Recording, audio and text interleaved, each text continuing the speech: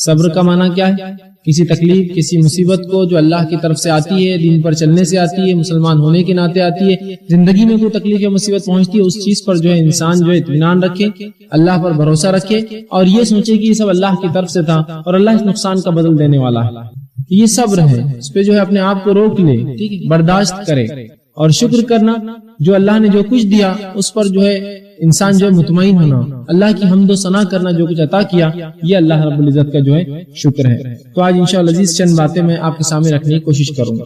شریعت اسلامیہ یہ چاہتی ہے کہ اس کے ماننے والے اپنے اندر جو اچھی اچھی خصلتیں، اچھی اچھی خصوصیتیں پیدا کریں، اچھے خصائل کی وہ حامل ہو اور بری چیزیں، بری خصلتیں، بری خصائل ان کے اندر سے نکل جائے۔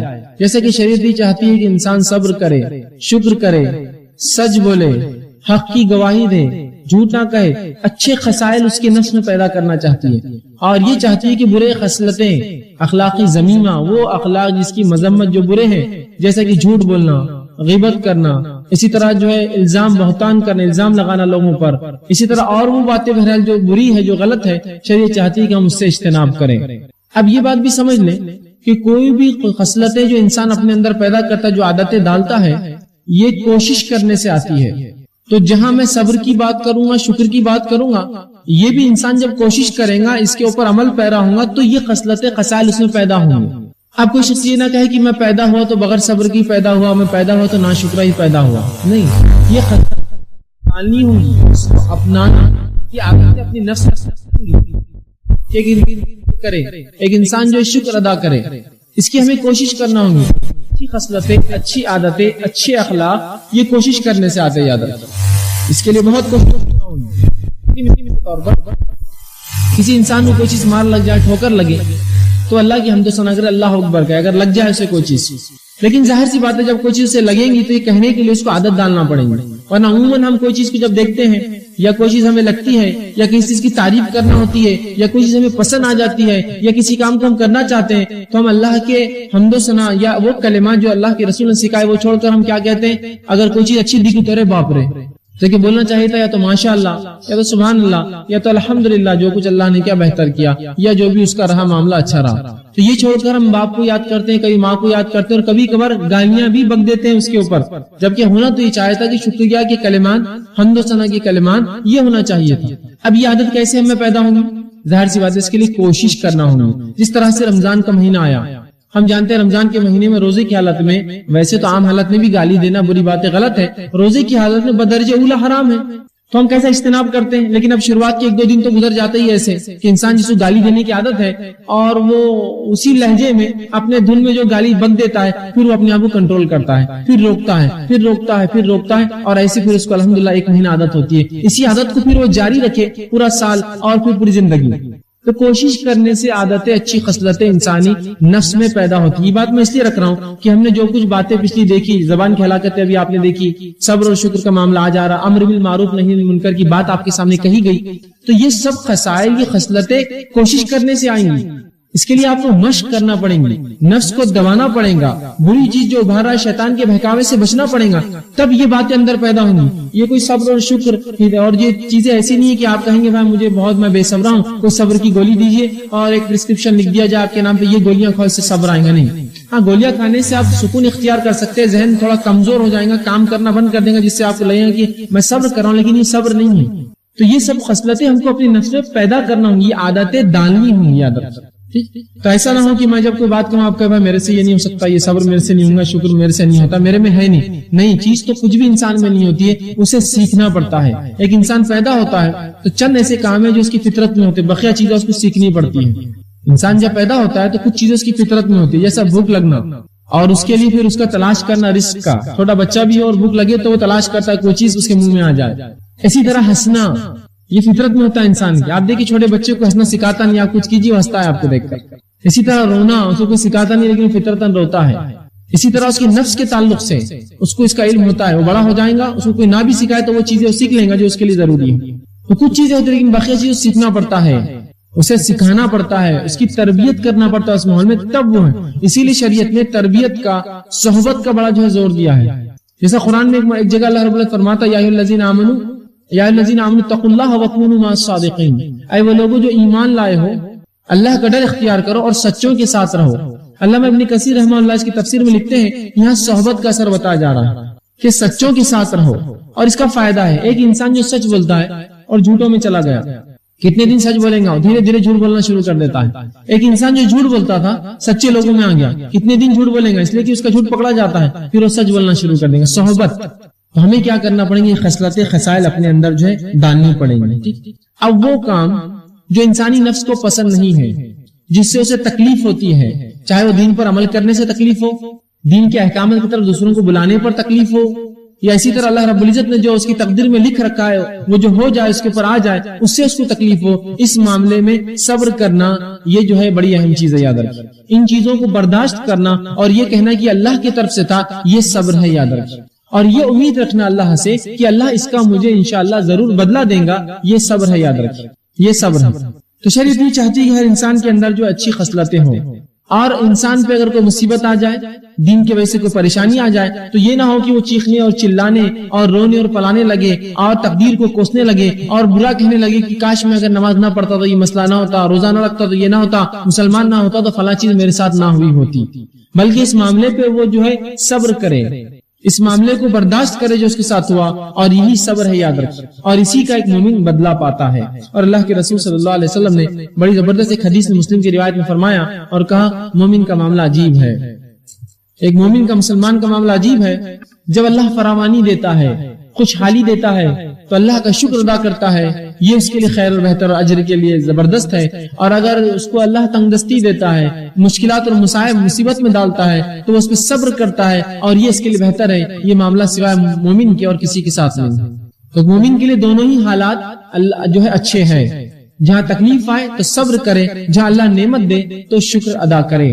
اور یاد رکھیے جب ایک انسان کسی تکلیف پر صبر کرتا ہے تو وہ خود بخود ایک طرح سے اللہ کا شکر ادا کر رہا ہے, وہاں اس کی حمد و ثنا بیان کر رہا ہے کہ جو کچھ میرے رب تو نے میرے لیے طے کیا وہ گزر گیا, اور میں اس پر جو ہے اس کو قبول کرنے کے لیے تیار ہوں, مجھے صبر عطا کر. اور جو اس کے لیے جو ہے وہ یہ امید رکھے کہ اللہ رب العزت اس کے بدلے اسے زبردست بہترین اجر دیں گا. اب آئیے چند باتیں جو صبر کے تعلق سے قرآن حدیث میں جو آتی ہیں آپ کے سامنے رکھنے کی کوشش کرتا ہوں. سب سے پہلی چیز تو اللہ رب العزت قرآن میں صبر کے تعلق سے اتنے مقامات میں صبر کا تذکرہ ہے کہ جس کو انتہا نہیں یاد رکھے. اگر ہم سب چیزیں لینا چاہیں کہ صبر کہاں کہاں آیا, کیا کیا معنوں میں آیا, کس کس چیزوں کے لیے کہا گیا, تو ایک بہت لمبی فہرست مل سکتی ہے. اگر کوئی صبر کے تعلق سے تفصیلات دیکھنا چاہتا ہے تو کوئی ایک معجم لے لے, معجم القرآن, جس کے اندر قرآن کے الفاظ آتے ہیں, اس میں سواد بے رے کے باب میں چلے جائے صبر, اور نکال لے پوری آیتیں آپ کو ایک جگہ مل جائیں گی کہ صبر کا کہاں کہاں حکم آیا ہے. اتنی مرتبہ آیا ہے کہ جس کی کوئی انتہا نہیں یاد رکھتا. میں نے اس میں سے چند آیتیں چن کر رکھی ہیں جو مجھے بہتر لگا ہمارے سماج اور ہمارے ماحول کے لیے کہ آپ کے سامنے میں رکھوں. آئیے صبر کے تعلق سے اللہ رب العزت قرآن میں فرماتا ہے, یوں تو کئی مقامات پر, سورہ آل عمران سورہ نمبر 3 آیت نمبر 200 میں اللہ رب العزت فرماتا اور کہتا ہے یا ایھا الذین آمنوا اصبروا وصابروا ورابطوا واتقوا اللہ لعلکم تفلحون. اللہ کیا فرماتے ہیں کہ اے وہ لوگوں جو ایمان لائے ہو صبر کرو. اللہ فرماتے ہیں الذین آمنوا اصبروا وصابروا, اور دوسروں کو صبر کی تلقین کرو. اے وہ لوگوں جو ایمان لائے ہو خود صبر کرو, دوسروں کو صبر کی تلقین کرو. اور فرمایا اور دشمن کے سامنے جمے رہو, اور اللہ تعالیٰ سے ڈرو تاکہ تم کامیابی حاصل کرو. تو اس آیت میں اللہ نے کیا فرمایا, اے وہ لوگوں جو ایمان لائے صبر کرو, صبر کی تلقین کرو, دشمن کے مقابلے میں جمے رہو. اس لیے کہ ظاہر سی بات ہے دشمن کے مقابلے میں جب انسان لڑے گا تو اس کو بہت صبر کی ضرورت ہے. کہا پھر جمے رہو اور اللہ کا ڈر اختیار کرو, اور اللہ سبحانہ تعالیٰ تم کو یقیناً کامیابی فلاح دینے والا ہے. تو یہاں بھی دیکھیے صبر جہاں ایک مومن کو کرنا ہے اس کی تلقین بھی کرنا ہے. یہی بات سورہ عصر میں بیان کی گئی ہے. وتواصوا بالحق وتواصوا بالصبر, صبر کی تلقین نصیحت اور وصیت کرے, حق کی تلقین نصیحت اور وصیت کرے, اور صبر کی تلقین نصیحت اور وصیت کرے. تو ہمارا یہ کام ہے جہاں ہم خود صبر کرے, دوسروں کو بھی صبر کا جو ہے حکم دیں. اسی طرح سورہ بقرہ سورہ نمبر 2 آیت میں 153 میں اللہ نے فرمایا, جو آیت میں نے خطبے میں آپ کے سامنے تلاوت کی, واستعینوا بالصبر والصلاۃ ان اللہ مع الصابرین, کہ صبر اور نماز کے ذریعے اللہ سے مانگو, بے شک اللہ جو ہے ان اللہ مع الصابرین, اللہ صبر کرنے والوں کے ساتھ ہے.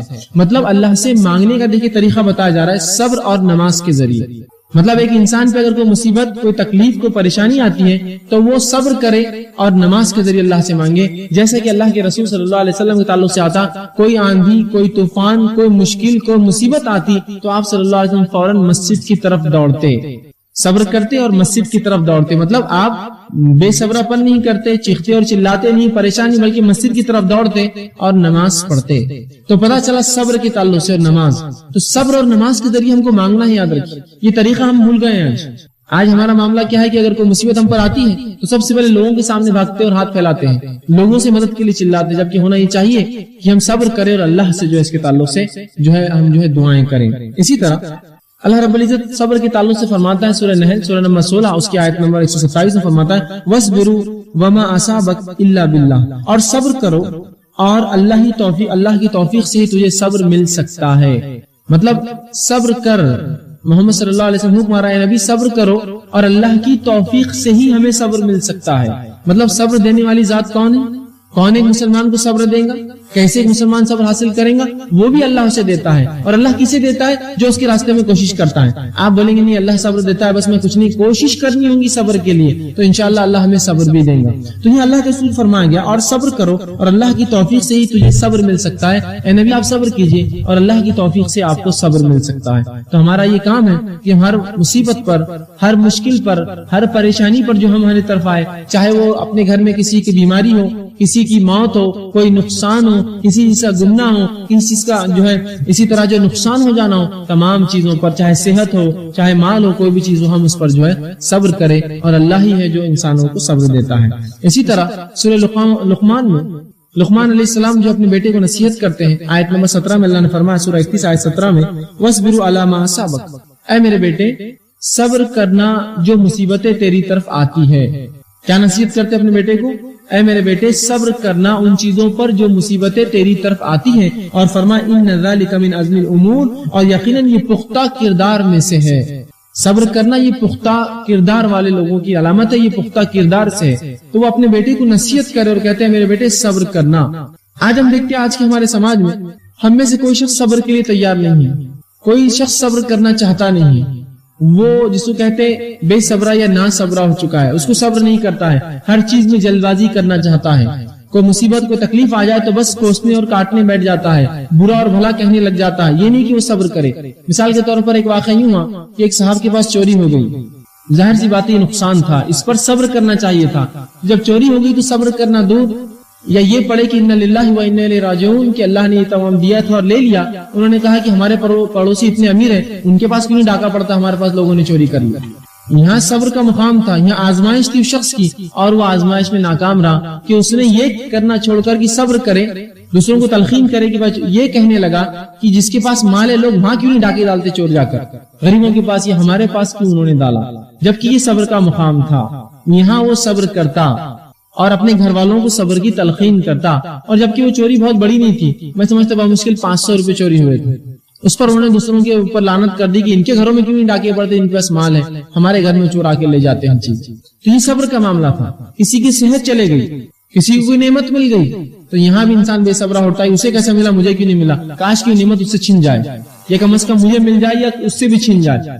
تو صبر کرنا چاہیے، یاد رکھیں صبر بڑی اہم چیز ہے، یاد رکھیں۔ اسی طرح اللہ رب العزت صبر کے تعلق سے فرماتا ہے وَبَشِّرِ الصَّابِرِينَ کہ صبر کرنے والوں کو بشارت دے دو، صبر کرنے والوں کو خوشخبریاں دے دو۔ الذین اذا اصابتهم مصیبۃ قالوا انا للہ وانا الیہ راجعون کہ جب بھی ان پر کوئی مصیبت آتی ہے، کوئی پریشانی آتی ہے، کوئی آزمائش آتی ہے، تو کہتے ہیں ہم اللہ کی طرف سے آئے ہیں اور اللہ کی طرف لوٹ کر جانا ہے۔ اولئک علیہم صلوات من ربہم ورحمہ واولئک هم المہتدون، یہی لوگ ہیں جن کے اوپر اللہ کی رحمت ہے اور اللہ کا فضل ہوگا، صلوات من ربہم ورحمہ واولئک هم المفلحون، اور یہی لوگ اولئک هم المہتدون، اور یہی لوگ جو ہدایت یافتہ ہیں۔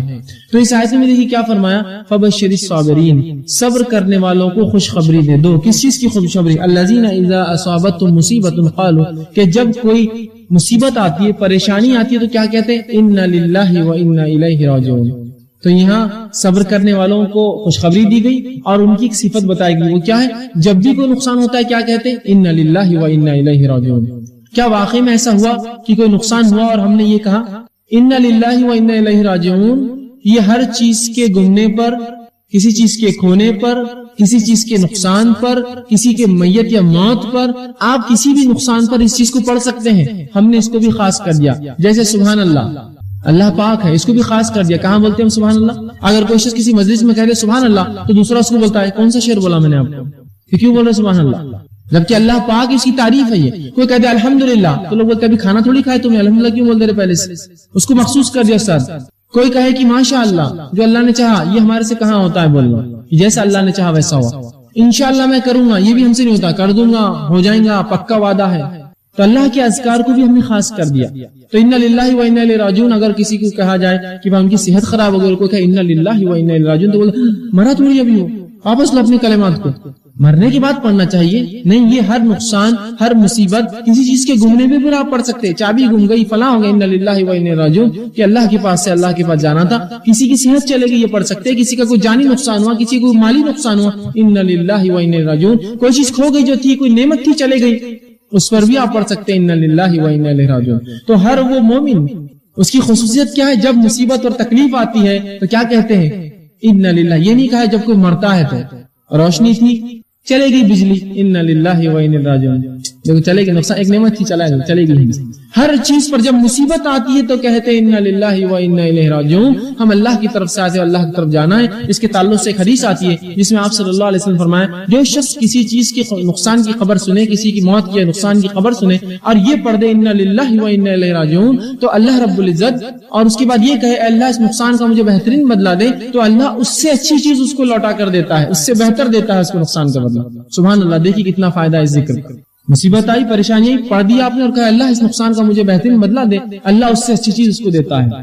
اور یہ بات بہرحال میں نے ایک میرے مشاہدے میں بھی آئی. یہ ہوا کہ جب اسکول میں میں تھا تو ایک شخص تھے جو اس زمانے میں جو ہے سائیکل پر آیا کرتے، جبکہ سائیکل بہت مہنگی چیز تھی، عام لوگ نہیں آتے تھے اس پر. تو سائیکل پر آتے تھے تو تھوڑا ظاہر سی بات ہے فطری طور سے ایک کلیگ ہونے، ایک ساتھ رہنے سے ایک جلن ہو جاتی ہے انسان. اور وہ سائیکل دیتے بھی نہیں تھے جلدی ہم. تو ہم یہ سوچتے تھے کاش کی سائیکل کھپ جائے، خراب ہو جائے، گم جائے، برباد ہو جائے، ان سے ہلاک ہو جائے. ہوا یوں ایک دن کی واقعی ان کی سائیکل چوری ہو گئی. ہمیں بڑی خوشی ہوئی، تالیاں دی ایک دوسرے کو، بہت اچھا ہوا سائیکل چوری ہو گئی. لیکن بہرحال وہ شخص جو تھا وہ جانتا تھا یہ چیز، اس نے فوراً یہ کہا انا للہ و انا الیہ راجعون، اللہ اس نقصان کو مجھے بہترین بدلہ دے. جب تو ہم کو سمجھ میں نہیں آیا اس نے کیا پڑھا اور کیوں پڑھا. ہم کو لگا کوئی مرا تھوڑا، اور ہم نے کہا اتنا بڑا بھی تھوڑا نقصان ہوا آپ کا کہ آپ نے سیدھا انا للہ و انا الیہ راجعون پڑھ لیا. وہ تو کوئی مرا تھوڑی، سائیکل گئی. اور یوں ہوا کہ 8-15 دن بعد ان کے والد نے ان کو ایک بہترین نئی لونا دلا دی، جبکہ ہم ان کی سائیکل سے چلا کرتے تھے. بہترین بدلہ دیا اللہ نے اس کو اس کے بدل میں. آئیے ایک واقعہ اللہ کے رسول کے زمانے کا حصہ لیں. ام سلمہ رضی اللہ عنہا فرماتی ہے کہ جب میرے شوہر ابو سلمہ کا انتقال ہوا تو میں نے یہ بات یاد رکھی تھی جو رسول اللہ نے فرمائی تھی، اور میں نے جب میرے شوہر کا انتقال ہوا تو کہا انا للہ و انا الیہ راجعون، اے اللہ یہ نقصان کا مجھے اس سے اچھا بدلہ دے. وہ کہتی ہے کہ میری عدت جو ہی گزری، اللہ کے رسول صلی اللہ علیہ وسلم نے مجھے پیغام بھیجا اور پھر میں نے اسے قبول کیا اور میرا نکاح اللہ کے رسول صلی اللہ علیہ وسلم کے ساتھ ہوا. اب بتائیے اب اس سے بہتر شوہر کیا کسی کو دنیا میں مل سکتا تھا؟ اس دعا کا بدلہ، اس چیز کا بدلہ، اس سنت پر عمل کا بدلہ، اس مصیبت پر انا للہ و انا الیہ راجعون کہنے کا بدلہ، یہ بھی اللہ کے رسول اللہ کا نکاح ان سے ہو گیا. اور پھر انہوں نے ایک مرتبہ یوں جب ایک دل میں ان کے خیال آیا، جو واقعہ بہرحال میں نے پہلے بھی رکھا تھا، ایک دن بیٹھی تھی اور خیال آیا کہ میرے تو پہلا بھی ایک شوہر تھا. تو رسول اللہ سے پوچھے اللہ کے رسول اگر ایک بیوی ہو جس کے 2 شوہر ہو، مطلب ایک کا انتقال ہو گیا پھر دوسرے سے نکاح کیا، اب دونوں ہی نیک تھے، دونوں جنت میں جائیں گے، تو بیوی کس کے ساتھ رہیں گے؟ چونکہ دل میں خیال تھا کہ ابو سلمہ بھی نیک تھے، ایمان پر موت ہوئی، میں اللہ کے رسول کے نکاح میں ہوں، جنت میں کس کے ساتھ رہوں گی میں؟ تو کہا کہ کس کے ساتھ رہیں گی بیوی؟ دونوں جنت میں. تو رسول اللہ نے کہا جس کے اخلاق اچھے ہوں گے اس کے ساتھ وہ شخص وہ جو خاتون رہیں گی. تو کہا کیا اخلاق؟ تو کہا اخلاق والوں کو، اچھے اخلاق والوں کو دنیا اور آخرت کی تمام خیر حاصل ہے، تمام اچھائیاں ان لوگوں حاصل ہے جن کے اخلاق اچھے ہیں. تو دیکھا آپ نے انا للہ و انا الیہ راجعون پڑھنے کا بدلہ صبر کرنا. ظاہر سی بات ہے جس کو صبر ہوگا وہ کرے گا. جو بے صبر ہوگا بولے گا کر دیے کیا، گما دیے کیا، یہ کر دیے کیا، نقصان ہو گیا کیا، میں تو مر گیا، میں تو لٹ گیا، برباد ہو گیا، میرے پاس تو اتنا ہی تھا. لیکن جو ایمان والے ہیں جب مصیبت کی خبر آئی، مصیبت دیکھی، مصیبت پہنچی، کہہ دیا انا للہ و انا الیہ راجعون، ہم اللہ کی طرف سے آئے تھے، اللہ کی طرف جاتے ہیں. تو ہر مصیبت پر یاد رکھیے یہ بات کہ تو یہاں مومنوں کی صفت الذین اذا فبشر الصابرین، صبر کرنے والوں کو خوشخبریاں دو. الذین اذا اصابتهم مصیبت، اور جب بھی ان پر کوئی مصیبت آتی ہے تو کہتے ہیں قالوا انا للہ و انا الیہ راجعون، کہ ہم اللہ کے پاس سے اللہ کے پاس جانا ہے. اولئک علیہم صلوات، انہی لوگوں پر اللہ کی رحمت ہے اور ان کا فضل ہے. واولئک هم المهتدون، اور یہی لوگ اپنے رب کی طرف سے ہدایت یافتہ، ہدایت پر ہے. تو ہمارا یہ کام ہے اب جب بھی ہمیں کوئی مصیبت آئے تو ضرور یہ کلمات کو پڑھیں. اس کے بڑے فائدے انشاءاللہ احادیث جب رکھوں گا اور چند مثالیں آپ کے سامنے رکھنے کی میں کوشش کروں گا. اسی طرح قرآن میں اللہ رب العزت سورہ نحل سورہ نمبر 16 آیت نمبر 92 فرماتا اور کہتا ہے وَلَنَجْزِيَنَّ الَّذِينَ صَبَرُوا أَجْرُهُمْ بِأَحْسَنِ مَا كَانُوا يَعْمَلُونَ. اللہ فرماتا اور کہتا ہے اور ہم صبر کرنے والوں کو ضرور بدلہ دیں گے ان کے بہترین عملوں پر جو وہ کرتے تھے. ہم صبر کرنے والوں کو ضرور بدلہ دیں گے اس صبر پر جو وہ کیا کرتے تھے. تو صبر کرنے والوں کے تعلق سے اللہ فرما رہا ہے ہم صبر کرنے والوں کو بدلہ دیں گے. اور کیوں نہ ہو، جب انسان اللہ کے لیے صبر کرے، جب انسان دین کے لیے، اس کی شریعت کے لیے صبر کرے اور یہ سوچیں کہ اللہ کی طرف کی بات تھی، اللہ نے یہ مصیبت دی تھی، یہ تکلیف اللہ کی طرف سے تھی اور اللہ جو اس کو انشاءاللہ ہٹائیں گا مجھ سے، اور صبر کرے تو اس کا تو اللہ فرماتا ہے اور جو لوگ صبر اور ہم صبر کرنے والوں کو صبر کا بدلہ دیں گے ان کے بہترین عملوں پر جو وہ کرتے تھے، جو عمل یہ کرتے تھے، اللہ اس صبر کا ہمیں جو ہے بدلہ دیں گا. اسی طرح اللہ فرماتا ہے سورہ سجدہ سورہ نمبر 32 آیت 24 میں کہتا ہے وَجَعَلْنَا مِنْهُمْ أَئِمَّةً يَهْدُونَ بِأَمْرِنَا لَمَّا صَبَرُوا وَكَانُوا بِآيَاتِنَا يُوقِنُونَ. اب اللہ فرماتا ہے بنی اسرائیل کے انبیاء کے تعلق سے اور اس نے فرمایا اور کہا اور ہم نے ان سے پیشوا بنائے جو کہ ہمارے حکم سے رہنمائی کرتے تھے اور جب کہ انہوں نے صبر کیا اور ہماری آیتوں پر یقین کرتے تھے. ہم نے انہی میں سے بنی اسرائیل میں سے پیشوا بنائے اور وہ اچھائی کا اور جو تکلیفیں آتی تھی اچھائی کے حکم میں وہ صبر کرتے تھے اور فرمایا اور ہماری آیتوں پر ایمان رکھتے تھے. تو ایک انسان ایمان لائے اور ایمان کے ساتھ صبر کرے، یاد رکھیے اس کا بہترین بدلہ دنیا میں اور بہترین بدلہ آخرت میں انسان کو ملتا ہے. اسی طرح سورہ زمر سورہ نمبر 39 آیت نمبر 10 میں دیکھیے اللہ فرماتا اور کہتا ہے انما یوفی الصابرون اجرهم بغیر حساب. صبر کرنے والوں کو ان کا ثواب بغیر حساب کے پورا دیا جائے گا. جو لوگ صبر کریں گے اللہ ان کو بغیر حساب کے ان کے صبر کا بدلہ اور اجر دینے والا ہے. تو گو اگر ہم صبر کرتے ہیں کسی چیز پر، مصیبت پر، تو ہم کو اس کا بدلہ ملے گا. اور اللہ کے رسول صلی اللہ علیہ وسلم فرماتے ہیں صبر کا بدلہ سوائے جنت کے کچھ بھی نہیں ہے. صبر اگر کوئی انسان کر لے صرف اللہ کے لیے، کب جب مصیبت آئے، یہ نہیں کہ مصیبت آنے کے 1 مہینہ بعد 2 مہینے بعد، جب تو صبر خود بخود آ جاتا ہے. جب مصیبت آئے اور انسان اس پر صبر کر لے تو اس کا بدلہ سوائے جنت کے کچھ نہیں ہوتا، یاد رکھیں. تو صبر کے بڑے عظیم جو ہے نتائج ہیں دنیا اور آخرت میں، اس کے بہت زیادہ فائدے ہیں، یاد رکھیں. اسی طرح اللہ کے رسول صلی اللہ علیہ وسلم صبر کے تعلق سے فرماتے ہیں اور کہتے ہیں اور یوں کہا، اپنے مسلم کی روایت ہے الصبر ضیاء، صبر ایک روشنی ہے، صبر ایک روشنی ہے. صبر کے تعلق سے آپ بیان کر رہے ہیں کہ صبر ایک روشنی ہے. اسی طرح آپ صلی اللہ علیہ وسلم فرمایا، بخاری کی روایت ہے اور آپ کہتے ہیں جو بچنے کی کوشش کرتا ہے.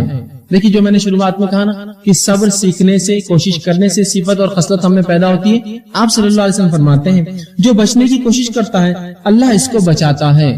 ہم برائی سے بچنے کی کوشش کر رہے ہیں، حرام کاموں سے بچنے کی کوشش کر رہے ہیں، غلط کاموں سے بچنے کی کوشش کر رہے ہیں، اچھے کام کرنے کی کوشش کر رہے ہیں. تو جب ہم ایک چیز کی کوشش کرتے ہیں تو اللہ تعالیٰ اس کو بچاتا ہے. تو اگر ہم برائی سے بچنے کی کوشش کریں اللہ ہمیں بچاتا ہے. آگے آپ نے فرمایا جو بے نیازی اختیار کرتا ہے اللہ اس کو توفیق دیتا ہے. جو بے نیازی اختیار کرتا ہے مطلب دوسروں کے مال پہ نظر نہیں رکھتا ہے، اللہ سے مانگتا ہے. آج کل معاملہ یہ ہے ہم دوسروں کے مال پہ ہر بار نظر رکھتے ہیں کہ اس سے کیا مل جائے، کیا نکل جائے، کیا. جو بے نیازی اختیار کرتا ہے اللہ اسے توفیق دیتا ہے اس چیز کی. اور فرمایا اور جو صبر کی کوشش کرے اللہ اسے صبر عطا کرتا ہے. اور جو صبر کی کوشش کرے مطلب صبر کوشش کرنے سے آتا ہے، اس لیے میں نے شروعات میں کہا تھا یہ خصلت پیدا کرنی ہوگی ہمیں اپنے آپ میں. تو جو صبر کی کوشش کرتا ہے اللہ اسے صبر عطا کرتا ہے. اور اللہ کے رسول فرماتے آخر میں اور سب سے بہترین اور وسیع کسی کو کوئی چیز نہیں ملی. صبر سے بہترین اور صبر سے وسیع اور سب سے بہتر کوئی چیز کسی کو نہیں ملی. مطلب جس کو صبر مل گیا اس کو بہترین چیز اور بہترین نعمت مل گئی. اور آج ہم دیکھتے ہیں یہی ایک چیز ہے صبر جو ہم نہیں کرتے ہیں.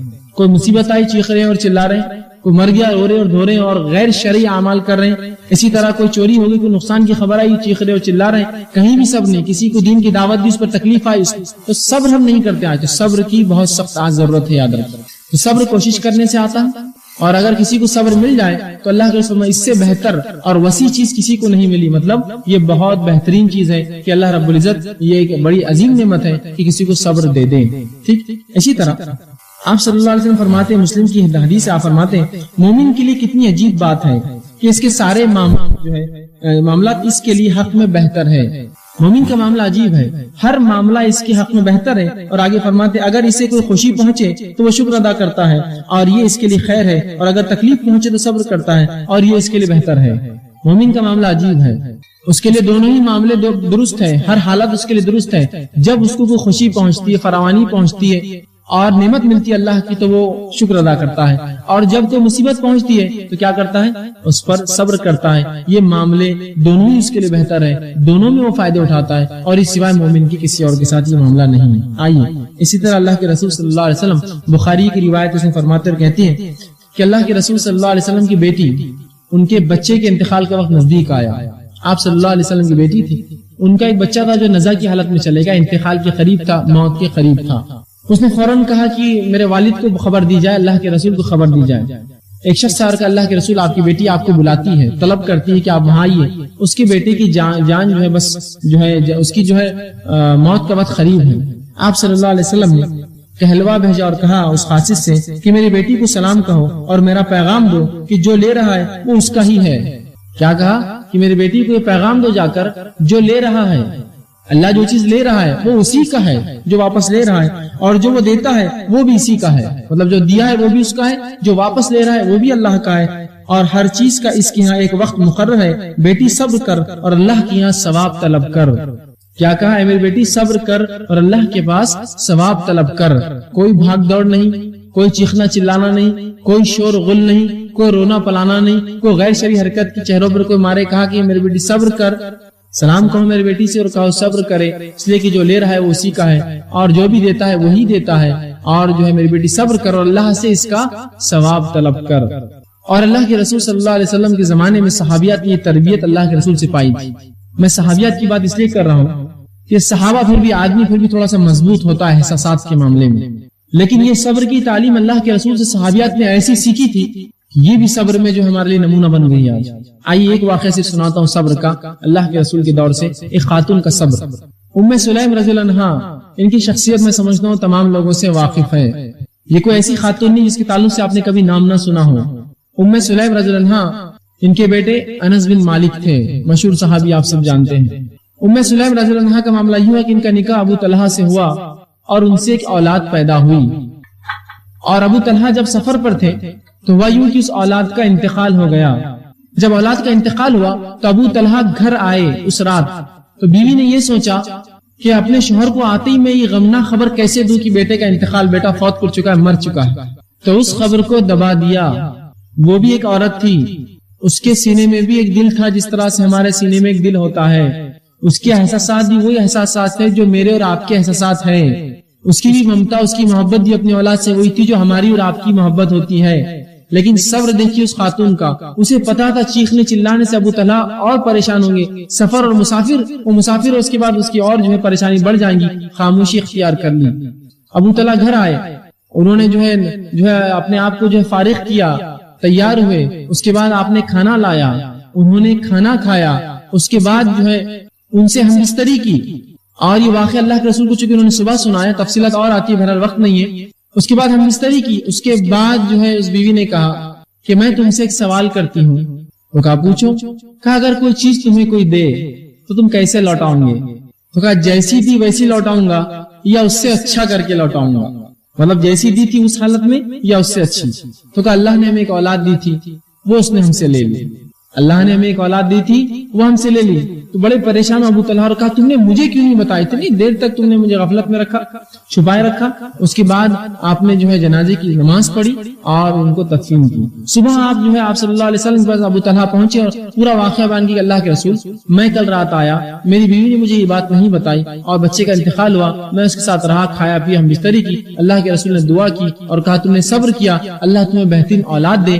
پوچھا اللہ کیا تم نے ہم بستری کہا؟ تو کہا اللہ انشاءاللہ تم کو بہترین اولاد دے گا. اور اس کے بعد ان کو عبداللہ پیدا ہوئے جو انس بن مالک کے بھائی تھے.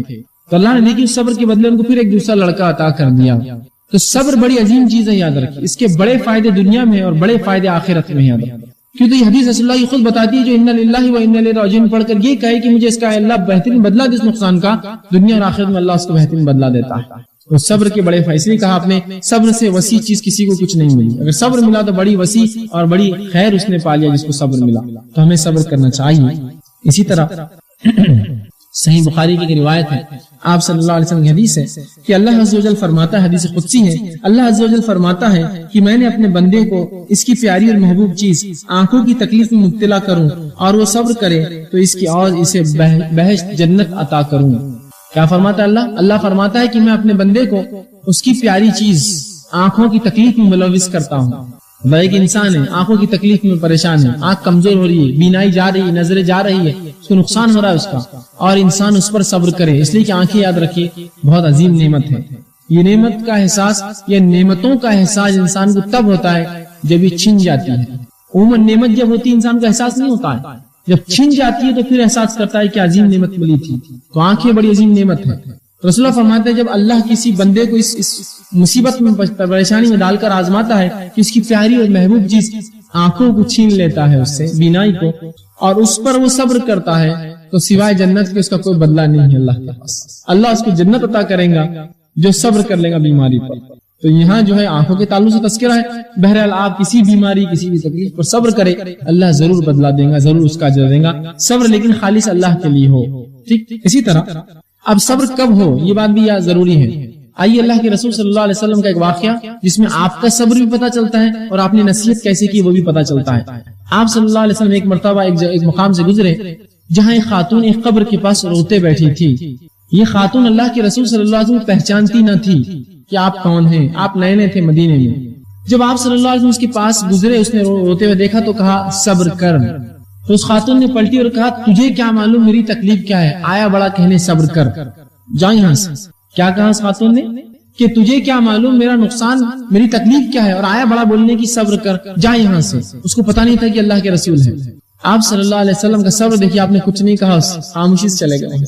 یہ خود ایک صبر کی مثال ہے کہ اللہ کے رسول اس شخص نے اتنی بری بات کی اس خاتون نے کہ جا تجھے کیا پتا میرا نقصان کیا، بڑا آیا بولنے صبر، چل جائیں سے، اور چلے گئے۔ فوراً لوگ اور کہا ارے پاگل تو نہیں ہو گئی ہو تم، کیا تمہیں پتا تھا جس سے کس سے بات کی تم نے؟ تو کہا کس سے بات کی؟ تو اللہ کے رسول تو فوراً نادم ہوئی، پریشان ہوئی، دوڑی دوڑی کہ اللہ کے رسول معافی چاہتی ہوں، میں نے آپ کو پہچانا نہیں، میں جانتی نہیں تھی کہ آپ، ورنہ میں یہ بات نہیں کہتی آپ سے۔ اس کے علاوہ کوئی عام آدمی ہے۔ تو رسول اللہ صلی اللہ علیہ وسلم سے فرمایا کہا صبر تب ہوتا ہے جب نقصان ہوتا ہے۔ صبر تب ہے 1 مہینہ بعد، 10 دن بعد، مہینے بعد، سال بھر بعد تو مجھے اور آپ کو سب کو صبر آ جاتا ہے۔ اصل صبر تب ہے جب وہ نقصان ہوتا ہے۔ ابھی آپ کو خبر ملی کوئی مر گیا، آپ کے گھر خاندان سے نزدیک رشتہ دار دوست، صبر اب ہے آپ کے پاس، اب آزمائش شروع ہوئی۔ اللہ سے نیت کیجیے کہ اللہ اس صبر کا مجھے بدلہ دے، اور صبر کیجیے سوائے جنت کے اور کوئی بدلہ نہیں اس کا۔ صبر کا اتنا زبردست بدلہ، صبر اللہ کے لیے کیجیے، آپ ثواب کی طلب کرنے کی، اللہ میں صبر کرتا ہوں اس نقصان پر، اور اللہ انا للہ و انا الیہ راجعون، اللہ اس نقصان کو مجھے بہترین بدلہ دے۔ صبر کا بدلہ، اور صبر کب ہوتا ہے؟ جب نقصان ہوتا ہے، اس کے بعد تو صبر آ ہی جاتا ہے زندگی میں۔ آج ہمارا معاملہ یہ ہے، کوئی چیز کھو گئی تو پتہ نہیں کتنے دنوں تک بس وہ چلتے رہتا ہے، وہ کھو گئی اور وہ کھو گئی، اللہ نے دی تھی چلے گی بھائی، چھوڑ دو اس کو۔ اس کے غم میں اور کیا کرتے ہو تم؟ اور چیزوں کو ضائع کرتے ہو اپنے ہاتھ سے۔ اسی لیے کسی نے کہا کہ جب کوئی مصیبت آئے تو اپنی آنکھوں میں آنسو مت بھر لو، اس لیے کہ وہ آنسو کیا کرتے ہیں، آنے والی ایک نئی جو چیز ہے، جو اپورچونٹی ہے، جو ایک اچھی فائدے مند چیز ہے، اس کو تم سے چھپا دیتے ہیں۔ آنکھوں میں آنسو بھر لی تم نے، اور اس سے جو چیز ایک تھی جو آپ کے فائدے کی دکھنا تھی وہ بھی چھپ جاتی ہے آپ سے۔ تو صبر کیجیے، ہاں لیکن فطری بات ہے آنسو بہتے ہیں۔ اللہ کے رسول صلی اللہ علیہ وسلم کو دیکھا گیا، آپ کے بیٹے کا انتقال ہوا ابراہیم کا، آپ صلی اللہ علیہ وسلم تدفین کے لیے گئے، آپ کی آنکھوں سے آنسو جاری تھے۔ یہ صبر کے خلاف نہیں یاد رکھیں آنسو جانا۔ جب رسول اللہ سے صحابہ نے پوچھا تعجب سے، اللہ کے رسول آپ رو رہے ہیں؟ ان کو لگا یہ صبر کے خلاف بات ہے، تو کہا یہ رحمت ہے جو اللہ نے ہر بندے انسان کے دل میں دی، یہ رحم ہے جو انسان ایک دوسرے سے محبت کے ناطے کرتا ہے، یہ رحم ہے۔ تو کوئی اگر آنسو بہا لے یہ صبر کے خلاف نہیں ہے، یہ تو رحم اللہ نے جو دلوں میں رکھا ہے، ٹھیک۔ لیکن ہاں چیخے اور چلائے، اپنے کپڑوں کو پھاڑے، اپنے گالوں پر مارے، بالوں کو بکھیرے، چیزوں کو توڑے، یا اس طرح کے جو عمل ہوتے ہیں، یہ صبر کے یقیناً خلاف ہے۔ اور صبر کب ہوتا ہے؟ جب وہ نقصان ہوا تب صبر کر لیجئے اور اللہ سے طلب کیجئے اللہ اس کا بدلہ دے، اور انشاءاللہ عزیز اللہ زبردست بدلہ دیتا ہے۔ تو صبر تب ہوتا ہے جب وہ چیز ہوتی ہے، واقعہ ہوتا ہے، تو ہمیں ہمارا یہ کام ہے کہ ہم جو ہے صبر کر لے جب کوئی مصیبت، کوئی تکلیف ہمیں جو ہے آ کر پہنچے۔ اسی طرح آپ صلی اللہ علیہ وسلم فرماتے ہیں، یہ بخاری کی روایت، آپ نے فرمایا من یرید اللہ بہ خیرا یصب منہ، جو شخص کے ساتھ اللہ بہتری چاہتا ہے اس کو مصیبت میں مبتلا کر دیتا ہے۔ یہ بات اگر سمجھ گیا تو صبر کرنا آسان ہو جائے گا۔ اللہ جس سے محبت کرتا ہے اسے مصیبت میں مبتلا کرتا ہے. لیکن ایک سوال جو انسانوں کو ہمیشہ کھٹکتا ہے وہ کیا ہے مان؟ اللہ مصیبت میں ڈالتا کیوں ہے؟ یہ بات عموماً لوگوں کے ذہن میں سوال ہوتا ہے، کیوں اللہ مصیبت میں ڈالتا ہے؟ آئیے میں ایک مثال دے کے اس بات کو سمجھاؤں. مثالوں سے بات سمجھنا آسان ہوتی ہے. میں آپ کے گھر پر آیا، ہو سکتا ہے آپ میں سے اکثر لوگ مجھے بہت اچھے سے پہچانتے ہوں، کچھ لوگوں کے لیے نیا ہوں لیکن اکثر لوگ پہچانتے ہیں. آپ میں سے کسی شخص کے گھر آیا جس سے میرا کئی زمانے سے میل جول ہے، ملاقات ہے، اور میں آپ کے گھر پر آیا اور میں نے کہا دیکھو بڑا میرا جو ہے تنگی اور مصیبت کا معاملہ ہے. میں نے ایک جو ہے جیب میں سے پیلا ٹکڑا نکالا اور کہا کہ اگر اس کو تم مجھ سے لے لو، 17-18 ہزار روپے تولہ بھاؤ چل رہا ہے، اگر تم مجھے اس سے لے لو اور اس کے بدلے پیسے دے دو، مجھے اس کی ضرورت ہے، یہ سونا ہے. آپ چاہے جتنا مجھ پہ اعتماد کرتے ہوں گے، آپ کیا کہیں گے؟ لے لیں گے مجھ سے؟ اگر ایسے کچھ لوگ جو لے لیں گے تو انشاءاللہ میں کل گھر پر پہنچ جاؤں گا ٹکڑے لے کر. کیا کریں گے آپ؟ ٹھیک ہے فیض بھائی، وہ ٹھیک ہے، اعتماد وہ تو سب اپنی جگہ ٹھیک ہے، لیکن اس کو اگر جانچ لیتے تو زیادہ بہتر ہوتا. مجھے بھروسہ نہیں ہے آپ کو، اتنے دن سے آپ مجھے دیکھ رہے پھر بھی اعتماد نہیں. اعتماد تو بالکل آپ اپنی جگہ ہے، لیکن اگر یہ جانچ لے تو اس میں اطمینان ہو جائے گا. نہیں مجھ پہ بھروسہ نہیں ہے کہ آپ کو. تو یہاں جو آپ کہہ رہے جانچ لینا، یہ کس لیے؟ صداقت کے لیے، سچائی کے لیے کہ جو چیز میں دے رہا ہوں وہ سونا ہی ہے نا. اس لیے تو اگر میں نے یہ کہا میں ایمان لایا ہوں تو اللہ کیا کرتا ہے پھر؟ کہتا اچھا ایمان لایا، چلو آزماؤ اس کو. اسی لیے ہم دیکھتے ہیں جتنا ایمان انسان کا بلند ہوتا ہے اس کی آزمائش اتنی بڑی ہوتی ہے. افسوس ہماری عقلوں پر کہ جن کو اللہ آزمائش میں ڈالتا ہے ہم بولتے ہیں ہاں وہ دین پہ چل رہے تھے نا، جاؤ پھنسو اب رہو. سبحان اللہ، ارے وہ تو آزمائش ہے اس کی، وہ تو چلا اپنے معاملے میں، اب تو کامیاب ہو رہا اپنے اس کے اندر. اسی لیے تو انبیاء علیہ الصلوۃ والسلام کو سب سے زیادہ تکلیفیں دنیا میں آئی، اور ان میں بالخصوص اللہ کے رسول صلی اللہ علیہ وسلم کو سب سے زیادہ تکلیف پہنچی. اس کے بعد صحابہ، تابعین اور پھر اس کے بعد جتنے بلند ایمان والے لوگ گزرے اتنی زیادہ تکلیفیں اور مشقتیں انہوں نے اٹھائی. تو اللہ کیا کرتا ہے؟ جب کسی انسان سے خیر چاہتا ہے، بھلائی چاہتا ہے، اس کو مصیبت میں ڈال کے آزماتا ہے. اور بار بار قرآن میں اللہ نے کم بیش 3 مرتبہ تو یہ کہا، سورہ عنکبوت میں ایک مرتبہ ایک جگہ کہا کہ کیا لوگ یہ سمجھتے ہیں کہ وہ یوں ہی جو ہے چھوڑ دیے جائیں گے صرف یہ کہنے پر کہ وہ ایمان لائے؟ ہم نے اس سے پہلے لوگوں کو آزمایا، سخت آزمایا، حتیٰ کہ ایسا آزمایا کہ ان کے انبیاء کہنے لگے کہ اللہ کی مدد متا نصر اللہ، اللہ کی مدد اب کب آئیں گی. اتنا آزماتا ہے اللہ لوگوں کو جب وہ ایمان کا دعویٰ کرتے ہیں. تو یہاں اللہ کے رسول فرماتے ہیں جب اللہ کسی انسان کو جاننا چاہتا ہے، اس کے ساتھ اچھا خیر کرنا چاہتا ہے، اس کو آزماتا ہے، اس کو مصیبت میں ملوث کرتا ہے تاکہ جانچے یہ اپنے دعوے میں کتنا پکا ہے. میں نے کہا میں اللہ پر ایمان لایا ہوں، چلو اس کو اولاد سے آزما کے دیکھو، مال سے آزما کے دیکھو، اس کے روزی روٹی میں کمی کر کے آزما کے دیکھو، اس کے جسم اس کو آزما کے دیکھو، یہ کرتا ہے کہ پورا اترتا ہے کہ اپنے دعوے پر. اور جتنا بلند ایمان آزمائش اتنی اونچی یاد ہے، آزمائش اتنی اونچی.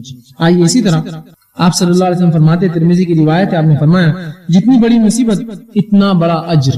اب وہ مصیبت جو دی جا رہی ہے وہ خود اجر بھی دیتی ہے، یہ نہیں کہ صرف مصیبت میں اللہ آزما رہا ہے بلکہ مصیبت اجر بھی دے. جتنی بڑی مصیبت اتنا بڑا ثواب. اللہ تعالیٰ جن لوگوں سے محبت کرتا ہے انہیں آزماتا ہے، جو راضی ہوتا ہے اللہ اس سے راضی ہوتا ہے، اور جو ناراض ہوتا ہے اللہ اس سے ناراض ہو جاتا ہے.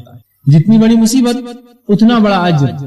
اور اللہ جب کسی کو آزماتا ہے مصیبت دے کر، ٹھیک ہے، تو اللہ جس سے محبت کرتا ہے اس کو مصیبت میں ڈالتا ہے. جیسے انبیاء سے محبت کرتا ہے مصیبت دے کر دیکھتا ہے، صحابہ سے اور ایمان والوں سے تو مصیبت میں ڈالتا ہے. اور پھر اگر وہ راضی ہو گیا بندہ کہ بس اللہ نے چاہا یہ مصیبت آ گئی، بس میں اس پہ صبر کرتا ہوں، تو اللہ اس سے راضی ہوتا ہے. اگر ناراضگی کا اظہار کیا کہ ہمارے پاس کیوں آئی، ہمیں کیوں، دوسرے کی فلاں، اس طرح کے کلمات، تو پھر اللہ کیا کرتا ہے، اس سے ناراض ہو جاتا ہے. اسی طرح اللہ کے رسول صلی اللہ علیہ وسلم فرماتے ہیں، ترمذی کی روایت پر فرماتے ہیں کہ مومن کی نفس، اولاد اور مال میں آزمائش ہوتی رہتی ہے، حتیٰ کہ جب وہ اللہ کے پاس ملتا ہے تو اس کے ذمے کوئی گناہ باقی نہیں رہتے.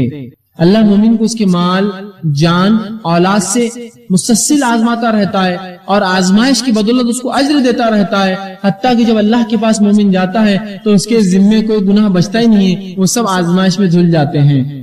اور یہ بات اللہ کے رسول نے بیان کیا حدیث میں کہ حتیٰ کہ مومن کو کانٹا بھی اگر چبھتا ہے تو اللہ اس کا اسے بدلہ دیتا ہے. بخار کے تعلق سے آپ صلی اللہ علیہ وسلم، جب آدمی بخار میں ملوث ہوتا ہے، بخار میں مبتلا ہوتا ہے، تو اللہ کے رسول صلی اللہ علیہ وسلم فرمایا اس کی مثال ایسی ہے، ایک جھاڑ کے پاس آپ گئے اور اس کو ہلایا اور اس کے پتے گرنے لگے، سوکھا جھاڑ تھا، کہ ایسے گناہ جھڑتے شخص کے جو کسی بخار میں ملوث ہوتا، بخار میں مبتلا ہوتا ہے، اس کو بخار آ جاتا ہے، تو اللہ اس کے گناہوں کو اس سے دور کر دیتا ہے. تو ہر مصیبت آنے والی کیا ہے، ہمیں اجر دیتی ہے، لیکن ہمیں کیا کرنا ہے، اس پر صبر کرنا ہے. بغیر صبر کی اجر نہیں ملیں گے. ٹھیک. اسی طرح اللہ کے رسول صلی اللہ علیہ وسلم کا صبر دیکھیے. آپ صلی اللہ علیہ وسلم جنگ احد کا واقعہ ہے، اور عبداللہ ابن مسعود رضی اللہ عنہ اس حدیث کے راوی فرماتے ہیں کہ اللہ کے رسول صلی اللہ علیہ وسلم جو ہے آپ کو جو ہے کسی کافر نے مارا، اور کافر نے آپ صلی اللہ علیہ وسلم ایک پتھر مارا، جس کا نتیجہ یہ ہے کہ آپ صلی اللہ علیہ وسلم اس اپنے گھوڑے سے نیچے گر گئے. پورا ایک طویل واقعہ جنگ احد کا، اور رسول اللہ کے گرنے سے جو آپ کے جو ہے زرہ تھی، جس کی وجہ سے آپ حفاظت میں جو ٹوپی جو ہوتی ہے سر پر حفاظت، اس میں جو کڑیاں تھی، جو چین تھی، اس کے 2 حصے رسول اللہ صلی اللہ علیہ وسلم کی گال میں دھس گئے، اور آپ کے دانت بھی اس میں شہید ہوئے، اور آپ صلی اللہ علیہ وسلم کا چہرہ لہو لہان خون میں لت پت ہو گیا. اب ایسی حالت میں کیا ہونا چاہیے تھا؟ میں اور آپ ہوتے اور کوئی اگر انسان دشمن ایسی تکلیف مجھے پہنچاتا اور آپ کو، تو ہم کیا کرتے؟ بد دعاؤں کی ایک بوچھار اس پر کر دیتے. لیکن آئیے اللہ کے رسول صلی اللہ علیہ وسلم صبر، اور آپ صلی اللہ بخاری مسلم کی متفق علیہ روایت ہے، جب یہ حالت ہوئی آپ صلی اللہ علیہ وسلم اپنے چہرے سے خون صاف کرتے اور کہتے اللہم اغفر لی قومی فانہم لا یعلمون، اے اللہ میری قوم کی مغفرت کر دے، بخش دے، انہیں علم نہیں کہ میں کون ہوں، یہ جانتے نہیں کہ میں رسول ہوں، اس لیے میرے ساتھ یہ سلوک کر رہے ہیں. تو اللہ میری قوم کو بخش دے، اسے معاف کر دے، یہ جانتی نہیں کہ کس کے ساتھ یہ سلوک کر رہی، میں کون ہوں. یہ نہیں کہا کہ انہیں ہلاک کر دے، برباد کر دے، پہاڑوں کے اندر دبا دے، ان کو دھسا دے، یا قوم لوط یا قوم عاد کے سے ان پر عذاب لا. نہیں کہا اے اللہ میری قوم کی مغفرت کر، یہ جانتی نہیں کہ میں کون ہوں. فإنهم لا يعلمون، ان کو علم نہیں ہے کہ میں اللہ کا نبی ہوں، تیرا نبی ہوں. دیکھیے اللہ کے رسول کا صبر، کہ اس مقام پر بھی آپ صبر کر رہے ہیں. وہی واقعہ طائف کا ہوا. طائف میں اللہ کے رسول صلی اللہ علیہ وسلم کی صبر کی دیکھیے آپ صلی اللہ علیہ وسلم سے ماں عائشہ پوچھتی ہیں جنگ کی احد سے زیادہ بھی کسی وقت میں آپ کو تکلیف پہنچی؟ کیا اس سے زیادہ بھی کبھی تکلیف کسی نے پہنچائی آپ کو؟ تو کہا عائشہ ہاں، جنگ احد سے زیادہ بھی مجھے تکلیف پہنچی جب میں نے مکے والوں کو، تیری قوم والوں کو دعوت دی، وہ ایمان نہیں لائے. میں نکل کر جو ہے طائف گیا، سوچا کہ میرے ماں کی طرف سے رشتہ دار ہے، شاید میری بات کو قبول کر لے. وہاں 3 سردار تھے، تینوں نے رسول اللہ کا مذاق اڑایا. ایک نے خاموشی اختیار کی، 2 نے مذاق اڑایا، اور مذاق ہی نہیں اڑایا بلکہ اوباش قسم کے بچوں کو رسول اکرم صلی اللہ علیہ وسلم کے پیچھے چھوڑ دیا، اور وہ آپ صلی اللہ علیہ وسلم کو زید بن حارثہ آپ کے ساتھ تھے، پتھر مارنے لگے. اور صرف پتھر نہ مارتے بلکہ اللہ کے رسول صلی اللہ علیہ وسلم جب گر جاتے ہیں تو وہ جا کر وہ اوباش لڑکے رسول اللہ کے بغل میں ہاتھ ڈالتے اور گھسیٹتے ہوئے آپ کو پھر کھڑے کرتے، پھر پتھر مارتے، پھر آپ گر جاتے تو بغل میں ہاتھ ڈال کے رسول اللہ کو اٹھا کر لے کر بھاگتے، پھر اٹھاتے اور پھر پتھر مارتے، حتیٰ کہ یہ ہوا کہ آپ صلی اللہ علیہ وسلم کی جوتیاں تک خون میں بھر گئی. اس کے بعد اللہ کے رسول صلی اللہ علیہ وسلم نے ایک باغ میں پناہ لی، اور باغ میں پناہ لینے کے بعد اس باغ والوں نے اللہ کے رسول کو پانی اور کچھ انگور پیش کیا. انگور کا باغ تھا، اور فوراً جو ہے ملک الجبال پہاڑ کا فرشتہ آیا اور کہا اے محمد صلی اللہ علیہ وسلم اگر آپ حکم دیں تو اس بستی والوں کو میں دبا دیتا ہوں 2 پہاڑوں کے بیچ. رسول اکرم صلی اللہ علیہ وسلم نے کہا نہیں، میں یہ بددعا نہیں دے سکتا، میں اس کا حکم نہیں دوں گا، ہو سکتا ہے ان کی نسلوں میں سے ایمان والے نکلے. دیکھیے صبر آپ کا. چاہتے تو کہہ دیتے ہاں دبا دو، پوری بستی کو آندھی کر دو. آپ نے یہ نہیں کہا ہو سکتا ہے ان کی قوموں میں سے، ان کی نسلوں میں سے ایمان والے نکلے، اور ان کی نسلوں میں سے پھر ایمان والے نکلے. انہوں نے ایمان قبول کیا، اور فتح مکہ میں اکثریت جو ہے طائف کے لوگوں کی بہت کثرت سے جمع ہو، اور بعد کی جنگوں میں انہوں نے مسلمانوں کا ساتھ دیا. تو یہ تھا رسول اللہ صلی اللہ علیہ وسلم صبر اللہ کے لیے طلب ثواب کے ساتھ. اور بھی بہرحال رسول اللہ صلی اللہ علیہ وسلم زندگی میں کئی واقعات ہیں. آئیے ایک اور واقعہ، جسمانی اذیت، یہ ذہنی اذیت کا واقعہ سنیے. 2 جگہ یہ خون نکلنا جسمانی اذیت ہے. انسان کبھی کبھار جسمانی اذیت کو برداشت کر سکتا ہے، ذہنی اذیت کو لے کر کبھی کبھار مر جاتا ہے ٹینشن اور فکر سے. رسول اکرم صلی اللہ علیہ وسلم ایک بار جو مال غنیمت تقسیم کر رہے تھے، اور بخاری کی بہرحال یہ جو ہے بخاری کی روایت ہے، مال غنیمت تقسیم کر رہے تھے، ایک شخص آیا اور کہا اللہ کے رسول انصاف سے کام لیجیے. سبحان اللہ، اللہ کے رسول کو کہہ رہا ہے انصاف سے کام لیجیے. کیا رسول ناانصافی کر سکتا ہے اپنی قوم کے ساتھ؟ تو رسول اللہ کو کہہ رہا ہے انصاف سے کام لیجیے. کیا کچھ اللہ کے رسول کے دل پر گزری نہیں ہوں گی؟ کیسا انسان ہے کہ رسول کو کہہ رہا ہے انصاف سے کام لیجیے. مطلب رسول ناانصافی کر رہے، عدل نہیں کر رہا ہے اپنی قوم کے ساتھ. جبکہ اللہ کے رسول نے جو معاملہ کیا تھا وہ بھی حکمت پر مبنی تھا. آپ نے مہاجر کو زیادہ مال غنیمت تقسیم کیا تھا بنی الانصار کے، اس لیے کہ مہاجر انصار کے اوپر ڈیپینڈ تھے. آپ نے چاہا کہ اگر مہاجر کو مال زیادہ دوں گا تو یہ اپنے پیروں پر کھڑے ہو جائیں گے، تو انصار کو جو ہے آسانی ہو جائیں گے. اس نیت سے آپ نے تقسیم تھوڑی زیادہ کی. تو کہا اللہ کے رسول انصاف کیجئے. تو اللہ کے رسول صلی اللہ علیہ وسلم دیکھیے کچھ نہ کہا، اور صرف اتنا کہا اور فرمایا کہ اللہ سبحانہ تعالیٰ موسیٰ علیہ السلام پر رحم کرے، ان کی قوم نے انہیں بہت زیادہ ایذا پہنچائی تھی لیکن انہوں نے صبر کیا. اللہ کس پر؟ موسیٰ علیہ السلام پر رحم کرے، انہیں مجھ سے بھی زیادہ جو ہے تکلیف پہنچائی گئی. اس معاملے میں قوم الزام لگاتی تھی لیکن انہوں نے جو ہے صبر کیا. تو رسول اللہ نے خود صبر کیا اور کہا اللہ موسیٰ علیہ السلام پر رحم کرے. کیا کچھ بنی اسرائیل نے ان پر تہمتیں نہیں لگائی، پھر بھی انہوں نے صبر کیا اس معاملے. تو صبر کرنا انبیاء علیہ الصلوۃ والسلام، شہداء صدیقین، صالحین اور نیکوکاروں کا طریقہ اور شیوہ یاد رکھیے، وہ صبر کرتے ہیں مصیبتوں میں. ٹھیک. اسی طرح آپ صلی اللہ علیہ وسلم فرماتے، بخاری کی روایت، آپ نے فرمایا تم سے پہلے لوگوں میں ایسے لوگ تھے. چند صحابہ اللہ کے رسول کے پاس گئے، بخاری کی روایت ہے، اور کہا اللہ کے رسول بس بہت ہو گیا، آپ بددعا دے دیجیے اس قوم کو. مکی دور کا واقعہ ہے، مطلب آپ بددعا کر دیجیے اس قوم کے لیے، بہت ہوگی، بہت تکلیفیں اذیتیں پہنچا رہے ہیں. تو آپ صلی اللہ علیہ وسلم نے فرمایا آپ ٹیکے سے تھے، حدیث میں آتا ہے کعبے کی دیوار سے ٹیک لے کے ایک چادر سے آپ لیٹے تھے. آپ فوراً ٹیکے سے اٹھ گئے اور کہا جب تم سے پہلے کے لوگ ایمان لاتے تو ان کو آروں سے چیر دیا جاتا. تم سے پہلے کے لوگ جب ایمان لاتے تو ان کو آروں سے بیچ میں سے چیر دیا جاتا اور ان کے جسموں پر لوہے کی کنگیاں چلا کر زندہ ان کی کھالیں ادھیڑ دی جاتی، لیکن یہ چیز بھی ان کو ایمان سے نہیں پھیرتی. اور تم اپنی تکلیف کی بات کرے، صبر کرو، اس لیے کہ تم سے پہلے آپ نے فرمایا جنہیں گرفتار کر تم سے پہلے جو لوگ ایسے مرد بھی تھے جنہیں گرفتار کر کے زمین میں گاڑ دیا جاتا اور پھر آرے سے ان کے جسم کو سر سے چیر کر ٹکڑے کر دیا جاتا، اور فرمایا اور لوہے کی کنگیاں ان کے گوشت میں دھسا کر درمیان سے کھینچی جاتی. یہ بات بھی انہیں اللہ سبحانہ تعالیٰ کے دین سے نہیں روکتی. مطلب تم صبر کرو، ان لوگوں نے جیسا صبر کیا تم صبر کرو کہ وہ ان کو گاڑ دیا جاتا اور دو ٹکڑے کر دیے جاتے جسم کے، یا زندہ جسم کے اندر کنگیاں دھسا کر گوشت کھینچ دیا جاتا، وہ چیز ان کو ایمان سے نہیں پھیرتی. مطلب تم صبر کرو. اور ایسے واقعات کی کئی مثالیں بہرحال ہم ملتی ہیں. بس ایک واقعہ صرف اس صبر کا میں آپ کے سامنے رکھوں گا، بڑا زبردست واقعہ ہے. بچے، بوڑھے، مرد اور عورتوں کے لیے عبرت ہے اس واقعے میں. بہرحال واقعہ بہت لمبا ہے، مسلم کی روایت ہے، طویل ہے، میں بہت اختصار سے انشاءاللہ جس کام لوں گا اس کے تعلق سے. آپ صلی اللہ علیہ وسلم فرماتے ہیں اس واقعے کو اللہ رب العزت نے قرآن میں سورۃ البروج سورہ نمبر 85 کی ابتدائی آیتوں کے اندر بیان کیا ہے. اصحاب اخدود کا واقعہ، فرمایا قتل اصحاب الاخدود، کہ مار دیے گئے اخدود والے، گڑھے والے لوگ. ٹھیک. اب یہ واقعہ کیا ہے؟ جب صحابہ نے پوچھا یہ اخدود کا معاملہ کیا ہے، یہ گڑھے والے لوگ کون تھے، تو بڑا زبردست واقعہ آپ صلی اللہ علیہ وسلم سنایا کہ آپ نے فرمایا تم سے پہلے قوموں میں ایک قوم تھی، بنی اسرائیل کا یہ واقعہ ہے غالباً. تم سے پچھلے ایمان والوں میں ایمان والے تھے، اور ایک قوم تھی، اس بستی میں جو ہے ایک بادشاہ تھا، اور اس بادشاہ کے پاس ایک جادوگر تھا. وہ جادوگر جو بوڑھا ہونے لگا، اس نے کہا اے بادشاہ، وہ خوابوں کی تعبیر اس طرح کی کاما کرتا، نجوم تاروں کو دیکھ کر تقدیر بتاتا. اس نے کہا اے بادشاہ سلامت، میں بوڑھا ہو چلا ہوں، میں مر جاؤں گا، لہٰذا تم ایک بچہ میرے پاس لاگے دو جس کو میں تعلیم دوں جادو کا علم، تاکہ میرے بعد وہ آپ کی مدد کرتا رہے. منادی دی گئی، ایک بچہ سلیکٹ کیا گیا، چنا گیا. وہ بچہ جب محل کی طرف جاتا اپنی بستی سے نکل کر، تو راستے میں ایک راہب دیندار انسان تھا جو کہ بادشاہ کے ظلم کی وجہ سے بستی میں نہیں رہتا تھا، بستی سے الگ رہتا تھا، اس لیے کہ بادشاہ اپنے آپ کو خدا کہتا تھا، وہ اپنے آپ کو رب سمجھتا تھا.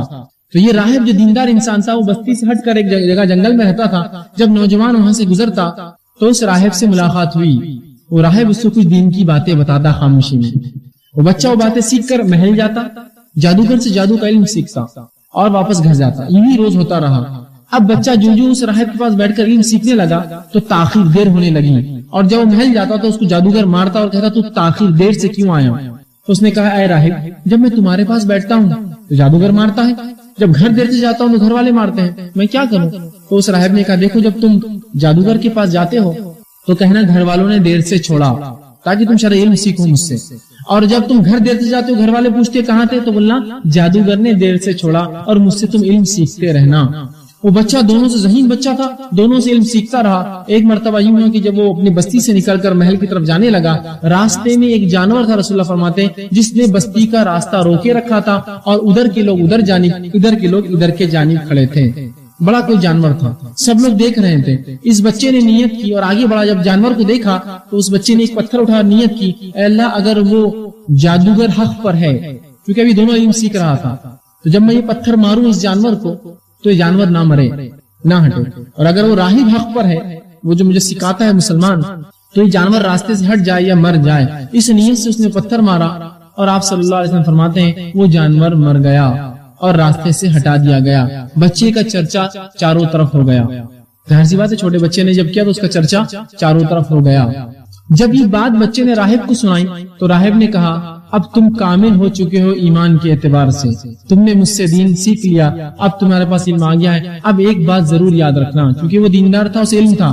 میرا نام کسی کو مت بتانا، میں نے تمہیں یہ سکھایا ہے. چونکہ اسے معلوم تھا اب مصیبت شروع، آزمائش شروع، اللہ کا طریقہ ہے. میرا نام مت بتانا کسی کو کہ میں نے تمہیں یہ چیز سکھائی ہے جو دین کا علم دیا ہے. اب ہوا یوں کہ اللہ رب العزت نے اس بچے کی دعاؤں میں تاثیر دے دی. اور جب کوئی شخص اس کے پاس آتا، بچہ کہتا کہ اللہ پر ایمان لاؤ، اور پھر اس کے حق میں دعا کرتا، اللہ اس کی دعا کو قبول کرتا اور وہ بیماروں کو شفا دینے لگا اللہ کے حکم سے. جو آتا اس کو کہتا ایمان لاؤ، اور پھر وہ دعا کرتا اور وہ شفا یاب ہوتے. ایک مرتبہ یوں ہوا کہ ایک وزیر تھا جو اس بادشاہ کے محل میں تھا. اس وزیر جو وہ نابینا تھا، کسی نے کہا جاؤ اس بچے کے پاس، وہ بہت ماہر ہو چکا ہے. لوگوں کو لگا اس نے جادوگر سے علم سیکھا، بڑا ماہر ہو چکا ہے، وہ جس کے لیے دعا کرتا ہے اس کی دعا قبول ہوتی ہے. تم نابینا ہو، اس سے جا کے نظر بینائی مانگو. وہ شخص وزیر پہنچ گیا اور خوب تحفے تحائف لائے اور کہا مجھے بینائی دو. تو کہا بینائی میں نہیں دیتا ہوں، وہ اللہ دیتا ہے شفا. تو کہا یہ اللہ کون ہے؟ تو کہا یہ تمہارا اور میرا رب ہے، تمہارا اور میرا رب ہے، لہذا تم اس پر پہلے ایمان لاؤ پھر میں دعا کروں گا. وہ شخص وزیر ایمان لایا، بچے نے دعا کی، وزیر کو آنکھیں آ گئی، مطلب اس کو بینائی آ گئی. وزیر جو ہے محل میں جا کر جب دوسرے دن بیٹھا اور لوگوں کو دیکھنے لگا، چونکہ بینا لوگ جو نابینا ہوتے ہیں ان کو دکھتا تو بات ادھر کرتے ہیں، دیکھتے ادھر ہے، بیچارے سمجھ میں نہیں آتا. تو وزیر دیکھ کر بات کر، بادشاہ نے کہا کیا بات ہے آج تم دیکھ رہے ہو؟ تو کہا مجھے بینائی مل گئی. تو کہا خوب، کیسے؟ تو کہا اس بچے نے دی، اس بچے نے دعا کی اور اپنے رب سے دعا کی، مجھے کہا ایمان لاؤ رب پر، اور دعا کی، رب سے بینائی مل گئی. تو بادشاہ نے جادوگر سے کہا بھائی اتنا ماہر بنا دیا اس کو تم نے، یہ تو تم سے بھی آگے چلا گیا. تو جادوگر نے کہا میری مہارت اتنی نہیں کہ میں کسی کو بینائی دینے والا جادو سکھا سکوں. تو اس بادشاہ نے کہا کہ تم سے اس نے کیا کہا؟ تو اس نے کہا رب پر ایمان لاؤ. تو اس بادشاہ نے کہا اچھا مجھ پر ایمان لاؤ کہا. تو کہا نہیں تم تھوڑی رب ہو. تو کہا تم مجھ سے ہٹ کر کسی کو رب سمجھتے ہو؟ کیونکہ وہ اپنے آپ کو رب سمجھتا، اللہ سمجھتا تھا. تو کہا تم مجھ سے ہٹ کر کسی کو رب سمجھتے ہو؟ تو کہا وہ اللہ جو تمہارا بھی رب ہے اور میرا بھی رب ہے. تو کہا نہیں یہ نہیں ہو سکتا ہے، کس نے تمہیں یہ بتایا؟ تو کہا اس بچے نے یہ تعلیم دی مجھے. لاؤ اس بچے کو پکڑ کر لایا گیا محل کے اندر. جب بچے کو ضرب لگائی گئی، مارا گیا، کس نے سکھایا تجھے علم؟ کیونکہ بادشاہ یہ چاہتا نہیں تھا کہ بغاوت ہو اس کے محل میں، ایمان لوگ لانے لگے تو بغاوت ہو جائیں گے، وہ اپنے آپ کو رب کہتا تھا. اس بچے کو لا کے ضرب لگائی گئی، مارا گیا، تنبیہ کی گئی، اور بیچارہ ضرب کی ڈر سے اور مار کھا کر جو ہے اس نے منہ کھول دیا اور کہا اس راہب نے مجھے سکھایا. اس راہب کو بھی گرفتار کر کے لایا گیا. اب وہ وزیر بھی کھڑا ہے، بچہ بھی کھڑا، راہب بھی. اور کہا گیا کیا تم مجھ پر ایمان لاتے ہو؟ بادشاہ نے کہا، ان سب نے کہا نہیں ہم اللہ پر ایمان لاتے ہیں. تو سب سے پہلے اس وزیر کو جو ہے راہب سے کہا گیا کیا اللہ پر ایمان چھوڑتے ہو؟ تو کہا نہیں. ایک آرا منگوایا گیا اور اس راہب کے سر پر رکھا گیا اور پوچھا گیا کیا اللہ پر ایمان چھوڑتے ہو، مجھے رب مانتے ہو؟ تو کہا نہیں. تو وہ آرا چلا دیا گیا، اس کے 2 ٹکڑے محل میں سامنے لوگوں کے کر دیے گئے.